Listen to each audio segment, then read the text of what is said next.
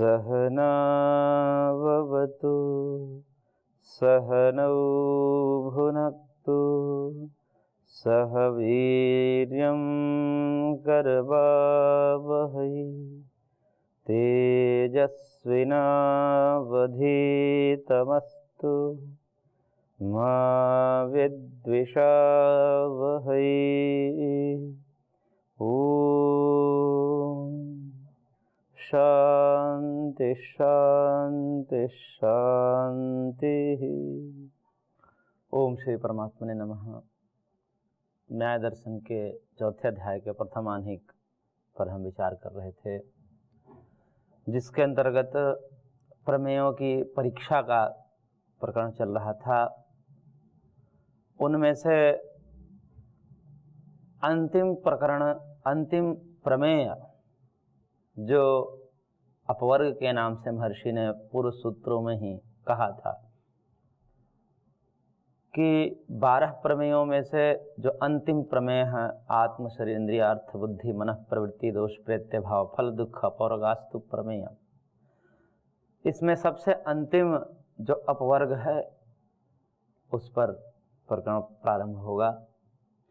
इससे पूर्व दुख नामक प्रकरण समाप्त हो चुका है, जिसके अंतर्गत महर्षि ने यह कहा कि यह जो दुख है, सुख है, दुख सुख से मिश्रित संसार है और सुख बाहुल्य जगत में थोड़ा सा सुख भी मिलता है। सुख दुख दोनों है इस जगत में, ऐसा निर्णय किया और ऐसा ही हम पाते हैं। उसको आप दुख बाहुल्य कहिए या सुख दुख मिश्रित कहिए, एक ही बात है। दुख को मना नहीं किया जा सकता, सब लोग अनुभव करते हैं, और सुख को भी मना नहीं किया जा सकता, ये भी सब लोग अनुभव करते हैं। इसलिए सुख दुखात्मक जगत है, यह मानना पड़ेगा। अनुभूति के आधार पर, प्रत्यक्ष आदि प्रमाणों के आधार पर यह स्वतः सिद्ध है, इसको कोई भी नजरअंदाज नहीं कर सकता। इसलिए महर्षि ने भी इस बात को पूर्व प्रकरण में कहा कि जहाँ कहीं पर भी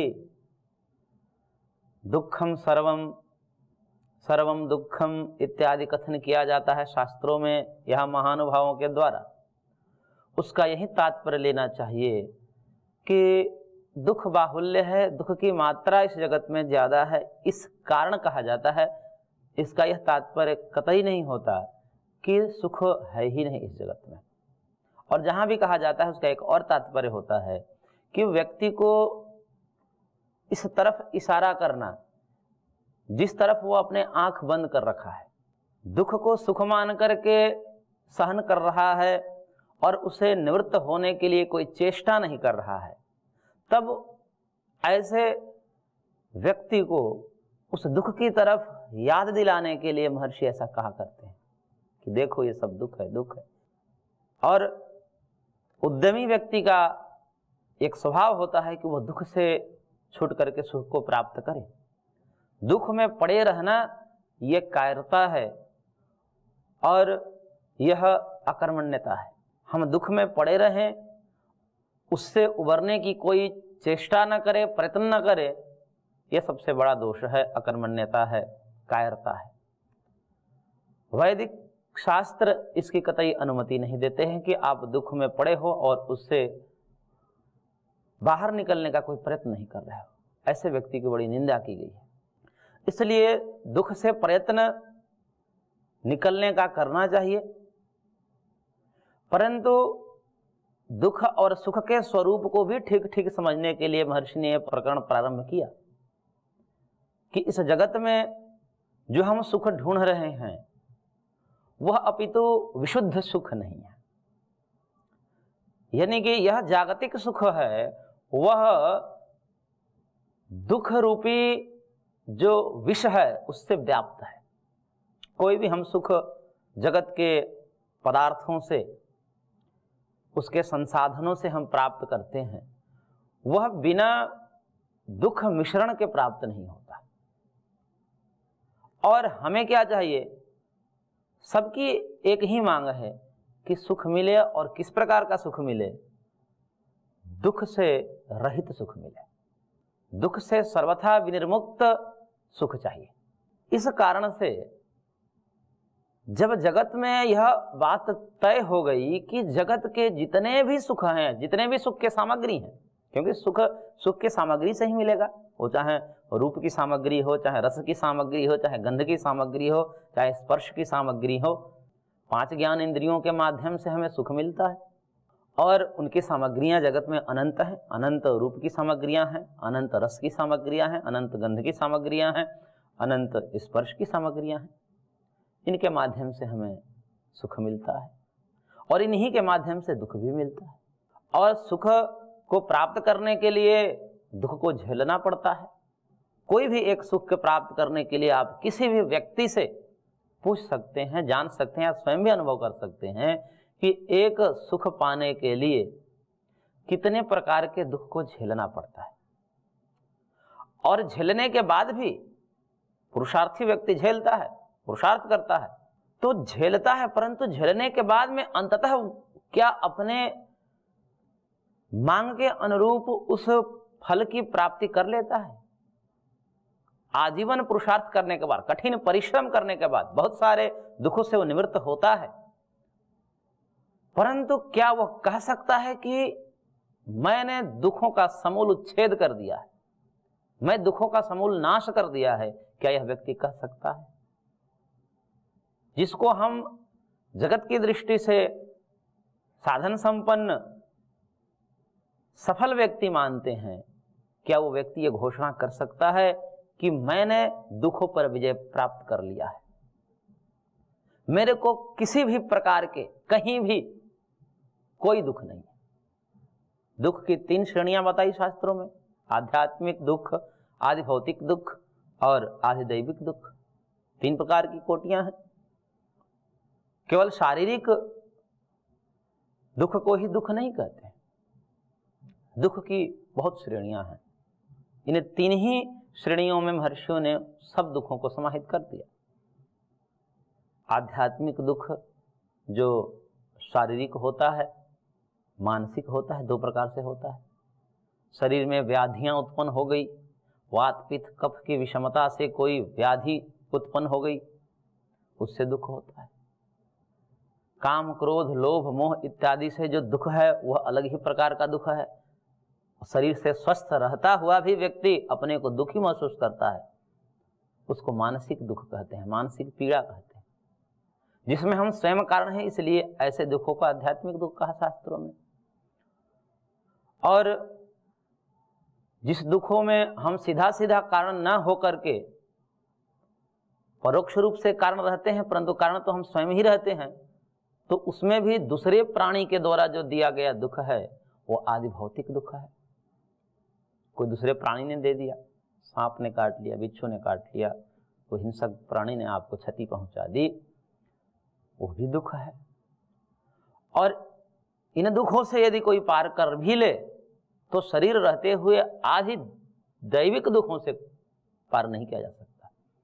आदि दैविक मतलब प्रकृति के द्वारा, भगवान के द्वारा जो कुछ दुख दिए जाते हैं, प्रकृति के द्वारा, देवों को द्वारा जो दुख दिया जाता है, भूकंप आ गया, बाढ़ आ गई, अनावृष्टि हो गई, सुखाड़ पड़ गया, तो इसमें जो दुख है इसको तो कोई हटा नहीं सकता है, चाहे कितना भी प्रयत्न कर ले। इसलिए दुख की जितनी भी कोटियां हैं उन समस्त दुखों को देखते हुए और अपनी आंतरिक मांग को देखते हुए यह निष्कर्ष निकाला गया कि जब तक हम इन सभी प्रकार के दुखों से मुक्त न हो जाएं तब तक हमारी स्थिरता नहीं है, हमको चैन नहीं है, हम विश्राम को प्राप्त नहीं होते। विश्राम क्या होता है? विश्राम जब भी हम प्राप्त करते हैं तो समस्त प्रकार के दुखों से रहित होकर के तब विश्राम को प्राप्त करते हैं। और ये जो जीवन की यात्रा है वो अनादिकाल से चल रही है, और जब तक शांति नहीं मिलेगी, विश्रांति नहीं मिलेगी, विश्राम नहीं मिलेगा। विश्राम का तात्पर्य है कि दुखों से सर्वथा रहित होकर के शाश्वत सुख में हम अतिष्ठित न हो जाए तब तक हमें शांति नहीं है, विश्राम नहीं है। और किसी भी यात्रा का जो पर्यवसान है वह शांति में है। किसी भी गति का पर्यवसान जो है वो विश्रांति में है। इसलिए वह कोई गति दुर्गति को प्राप्त हो जाती है जब उसका अंत शांति में नहीं होता, अंत उसका गतिहीनता में नहीं होता। इसलिए गति जहाँ शांति को प्राप्त करती है वह गति सफल मानी जाती है, अन्यथा गति की दुर्गति है।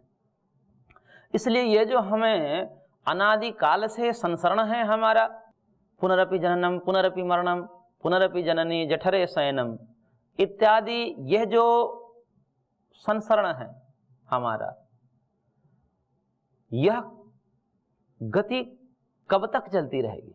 यदि इसकी शांति नहीं होगी, ये गति सदैव चलती ही रहेगी, तो फिर दुर्गति है। गति का कहीं पर्यवसान होना चाहिए। तो यह पर्यवसान कब है? जब इस परंपरा का उच्छेद हो जाए, जब गति बंद हो जाए, जब लक्ष्य आता है तो हमारी गति निवृत्त हो जाती है और वहीं पर हम शांति को प्राप्त करते हैं। जो भी हम यात्रा कर रहे हैं तो उस यात्रा में जहाँ हमारा लक्ष्य होता है, जहाँ पर हम रुकते हैं, तो रुकने के बाद गति अपने आप निवृत्त हो जाती है। अगर रुके हैं, शांति है, विश्राम कर रहे हैं, तो गति निवृत्त होनी चाहिए। गति के निवृत्त हुए बिना शांति हम नहीं प्राप्त कर सकते, विश्राम नहीं प्राप्त कर सकते। और गति की सार्थकता किस में है? विश्रांति में। अब विश्रांति कैसे होगा? गति के निवृत्ति से। तो इसलिए गति की सफलता विश्रांति में है, शांति में है। और शांति कैसे मिलेगा? गति के निवृत्ति से मिलेगा। सबको शांति चाहिए, तो गति को निवृत्त करना पड़ेगा। यानी कि यह कौन सी गति है? यह जीव का गति है। ये जीव संसरण कर रहा है, एक जन्म से दूसरे जन्म में, एक देह से दूसरे देह में, एक लोक से दूसरे लोक में अनादिकाल से गति कर रहा है। और इसका जब निर्वाण नहीं होगा, इस गति का नाश नहीं होगा, तब तक विश्रांति नहीं मिल सकती। इसलिए आवश्यक है इस गति को रोकना, शांति के लिए आवश्यक है। इसलिए एक ऐसी स्थिति को महर्षियों ने अनुभव किया, वेदों के माध्यम से भी संकेत प्राप्त होते हैं और महर्षियों के द्वारा ये अनुभव है, उनकी अनुभूति है। तो युक्ति, श्रुति और अनुभूति तीनों के आधार पर यह निश्चय किया गया महर्षियों के द्वारा कि एक ऐसी स्थिति होनी चाहिए जहां पर इस गति की निवृत्ति हो, संसरण का पर्यवसान हो, वह शांति है। उसी को परम शांति कहते हैं, उसी को मोक्ष कहते हैं, उसी को अपवर्ग कहते हैं, उसी को निर्वाण कहते हैं। तो इस प्रकार से मोक्ष का स्वरूप निर्धारण किया गया महर्षि के द्वारा। पूर्व में भी अध्याय के प्रारंभ में ही, शास्त्र के प्रारंभ में ही ये बात कही गई थी कि दुख क्या है, उसका लक्षण बताया गया, बाधना लक्षण दुखम। और उसके बाद तुरंत कहा गया कि तदत्यंत विमोक्षो अपवर्ग, कि जो पीड़ा है, जो कष्ट है, वो दुख है। दुख का स्वरूप ही है कष्ट, बाधित करना, पीड़ा देना, कष्ट देना। और इस कष्टों से सदा सर्वदा के लिए निवृत्त होना, आत्यंतिक निवृत्ति, अत्यंत विमोक्ष अपवर्ग। अत्यंत का तात्पर्य है सदा सर्वदा के लिए छूट जाना। अब किसी एक दुख से छूटना नहीं, सारे प्रकार के दुखों से तीनों कालों के लिए छूट जाना, यह मोक्ष है। तो इस मोक्ष के स्वरूप पर यहां पर चर्चा चलेगी, दो पक्ष के माध्यम से, पूर्व पक्ष और उत्तर पक्ष के माध्यम से, कि यह जो मोक्ष है वस्तुतः मिलेगा या नहीं मिलेगा। और यह बात निश्चय कर दी गई है पहले ही कि जब तक शरीर रहेगा तब तक समस्त प्रकार के दुखों से हम निवृत्त नहीं हो सकते, क्योंकि शरीर की अपनी सीमा है। वह कुछ दुख ऐसे होते हैं जो अपरिहार्य है जब तक शरीर रहेगा, और ऐसा भी नहीं है कि जब तक शरीर रहेगा तब तक उसकी अनुभूति नहीं होगी मुक्ति की। मुक्ति की अनुभूति जीवन के रहते हुए भी होने लगती है, जिसको जीवन मुक्त अवस्था कहा जाता है। उस जीवन मुक्त अवस्था में साधक बहुत सारे अंशों में अपने आप को दुखों से छूटा हुआ अनुभव करता है। कुछ एक दुख रह जाते हैं, वह अंततः शरीर के निर्माण होने पर उससे भी छूट जाता है। जो थोड़े से दुख बचे रहते हैं, जो अपरिहार्य हैं, जो प्रारब्ध द्वारा दिए गए दुख हैं, उसको भी भोग करके सदा सर्वदा के लिए इस परंपरा का उच्छेद कर देता है। संसरण जो जीवात्मा का है एक देह से दूसरे देह में, उसको समाप्त कर देता है। तब उसको आत्यंतिक मुक्ति हो जाती है। उससे पूर्व उसकी जीवन मुक्ति रहती है, कुछ बाध्यताएं रहती है, परंतु वो भी विलक्षण स्थिति है, सामान्य स्थिति नहीं है जीवन मुक्ति की अवस्था। उस अवस्था में उस व्यक्ति के जीवन से, उस व्यक्ति के हाव भाव से, उस व्यक्ति के व्यवहार से, विकट परिस्थितियों में जो उसका धैर्य है, जो उसका समन्वय है, उससे देखा जा सकता है। भगवान श्री कृष्ण, भगवान श्री राम की जो अवस्था होती है, विकट परिस्थितियों में भी विचलित न होने की, योगेश्वर श्री कृष्णचंद्र की जो स्थिति रहती है, युद्ध जैसे भीषण काल में भी वह बड़े शांत तरीके से सबको उस दुख से उबारने का प्रयत्न करते हुए देखे जाते हैं। तो ऐसे जो जीवन मुक्त महर्षि हैं, उनके व्यवहारों से, विकट संकटों से और उनके बीच में जो उनका व्यवहार देखा जाता है, उससे उनकी स्थिति का भास होता है। तो वह मुक्तता जो है कैसे प्राप्त होगी, इसमें दो पक्ष आएगा। पूर्व पक्ष कहेगा कि यह अवस्था ही नहीं आएगी, उत्तर पक्ष जो महर्षि का होगा वो उसको सिद्ध करेंगे, नहीं ये अवस्था हो सकती है, मुक्त अवस्था, मोक्ष की अवस्था जिसे अपवर्ग कहते हैं। तो उसके लिए सूत्र है, सूत्र संख्या 59, जिसमें पूर्व पक्ष का सूत्र है। पूर्व पक्ष कहता है कि ऋण क्लेश प्रवृत्त्यनुबंधात् अपवर्गा भाव। तीन हेतु देता है। ऋण क्लेश प्रवृत्ति, इसका अनुबंध होने से, इसका निरंतर जारी रहने से अपवर्ग हो ही नहीं सकता, अपवर्ग का अभाव हो जाएगा। कहने का तात्पर्य है कि पहला जो हेतु दिया वह है ऋण, कि जो जीवात्मा है जब जन्म लेता है तो उसको तीन ऋण उस पर रहते हैं, और वैदिक वाक्य है, उस वैदिक वाक्य के माध्यम से कहता है। वेद कहता है कि जयमानो हवै ब्राह्मणैः त्रिभिः ऋणैः ऋणवान् जायते, ब्रह्मचर्येण ऋषिभ्यः, यज्ञेन देवेभ्यः, प्रजया पितृभ्यः। कि जो जात बालक है, नवजात शिशु है, वह जब जन्म लेता है तो तीन प्रकार के ऋण उसके ऊपर लदे रहते हैं। वह ऋण है देव ऋण, ऋषि ऋण, पितृ ऋण। तीन ऋण है, और तीनों ऋण से ऊर्ध्व होने के उपाय भी इस मंत्र में दिया गया है, और कहा गया है ब्रह्मचर्येण ऋषिभ्यः, कि ब्रह्मचर्य के द्वारा ऋषि ऋण से ऊर्ध्व हुआ जाता है।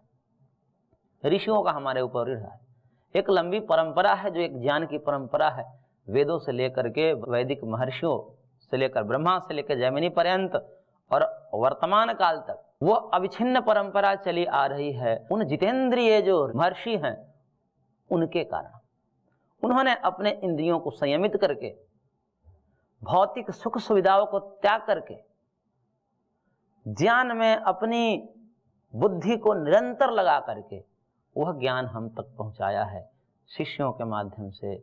यह परंपरा करोड़ों वर्ष से चली आ रही है। तो वह कौन सा व्यक्ति होगा जो इन भौतिक सुखों को छोड़ करके, परित्याग करके, सर्वथा परित्याग करके, इंद्रियों को संयमित करके और केवल ज्ञान में अपनी प्रज्ञा को लगा करके, और हमारे लिए, किस लिए वो करते हैं ऐसा? वो हमारे लिए करते हैं, परम कारुणिक होने के कारण करुणावशात करते हैं, नहीं तो उनको बोलने की कोई आवश्यकता नहीं। अपना कल्याण हो गया हो गया, वो न भी बोल सकते हैं, उनके न बोलने से कोई उनकी हानि नहीं है, लेकिन वो चुप नहीं रहते, महर्षि बोलते हैं। क्यों बोलते हैं? करुणावशात, हम जैसे अधम प्राणियों को देख करके कि ये भी दुख से पीड़ित हैं, ये भी दुख से निवृत्त हो जाए, इसलिए वो बोलते हैं।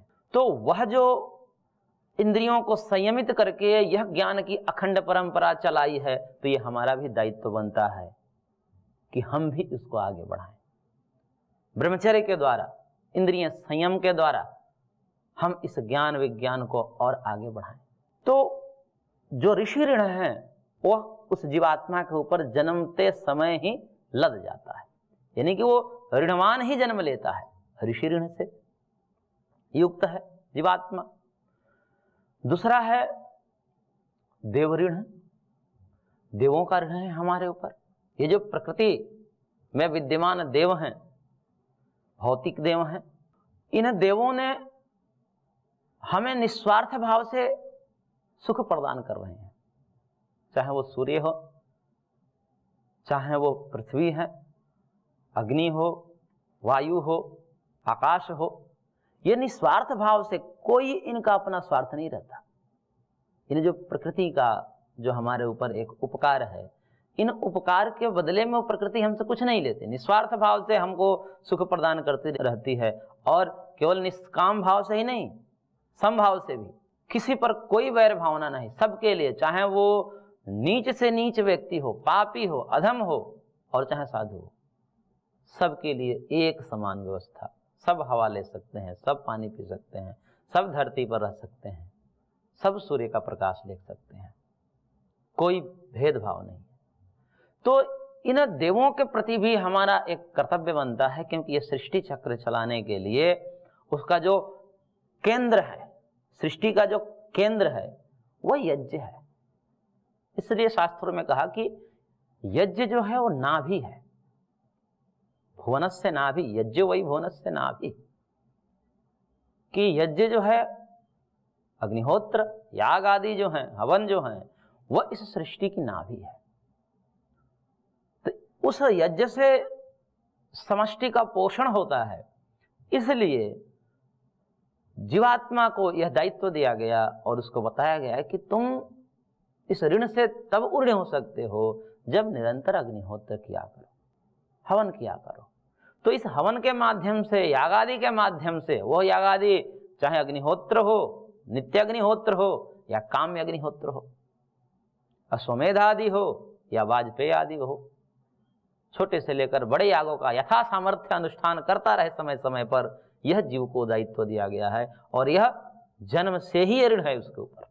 इसलिए दो ऋण हो गए, ऋषि ऋण हो गया और देव ऋण हो गया। तीसरा ऋण है पितृ ऋण, कि जो माता पिता ने जन्म दिया है, तो माता पिता ने जो जन्म दिया है तो उसका एक दायित्व बनता है कि वह अपने रजवीर्य के माध्यम से, अपने पुरुषार्थ के माध्यम से कमा करके, और माँ अपने रक्त से उसको सींच करके उत्पन्न किया है।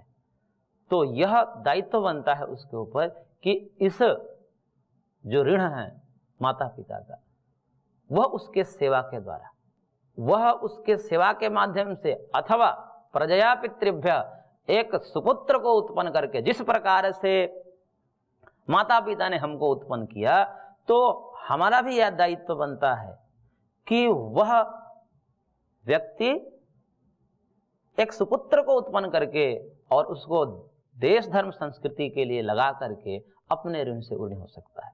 क्योंकि माता पितृ को ऐसा कोई कर्म नहीं है जो आप उनसे उर्ण हो सकते हैं, कोई ऐसा कर्म नहीं है, क्योंकि वह जो हमको उत्पन्न किया है, अब हम कैसे उस ऋण से उत्पन्न हो सकते हैं? हम तो उनको पैदा नहीं कर सकते, ये सामर्थ्य नहीं है कि लो जी तुमने हमको पैदा किया, हमने तुमको पैदा कर दिया, ऐसा तो हो नहीं सकता। तो कहा महर्षियों ने कि आप भी एक सुपुत्र को पैदा करके, उत्पन्न करके, संस्कारवान बना के, देश धर्म संस्कृति में लगा करके आप उन ऋणों से उर्ण हो सकते। तो ये तीन ऋण हैं, और तीन ऋणों से युक्त होकर के जीवात्मा जन्म लेता है। और वह कर्म ऐसे हैं, ये जो तीनों कर्म जिसे उर्ण होने की बात बताई गई है, जो साधन बताए गए हैं कि आप निरंतर यज्ञ करिए, आप ब्रह्मचर्य का अनुष्ठान करते रहिए, विद्या को आगे बढ़ाते रहिए, पुत्र को उत्पन्न करते रहिए। तो इसमें जैसे यज्ञ ही है कि यज्ञ के विषय में कहा कि यह यज्ञ ऐसा है, जरा मरियम वाय तत् अग्निहोत्रम, कि अग्निहोत्र कार्य ऐसा है कि जरा मरण पर्यंत करने योग्य है, यानी कि जब तक बुढ़ापा न आ जाए या जब तक मर न जाए तब तक करते रहे। अब जब तक मर न जाए तब तक करते रहे अग्निहोत्र ही, तब जाकर के आप उससे उर्ण होंगे। तो यहाँ पर मोक्ष प्राप्ति के लिए समय कहाँ मिला? समय ही नहीं मिला। इसलिए इन तीनों ऋणों से युक्त होने के कारण और इनके चुकाने में पूरा जीवन लग जाने के कारण कहीं भी मोक्ष का किसी भी व्यक्ति के पास समय ही नहीं मिलेगा। और जब समय ही नहीं मिलेगा तो मोक्ष प्राप्त ही नहीं होगा, और जब मोक्ष प्राप्त ही नहीं होगा तो ऐसा कहिए कि मोक्ष है ही नहीं। इसलिए पूर्व पक्ष ने कहा कि कि ऋण क्लेश प्रवृत्ति अनुबंधात अपवर्गा भाव, ऋण क्लेश और प्रवृत्ति इन तीनों का निरंतर लगे रहने से जीवात्मा के साथ कभी मोक्ष नहीं हो सकता। तो इस सूत्र पर हम आगे और विचार करेंगे। आज की कक्षा को हम यहीं पर विराम देते हैं, शेष अगले अंक में।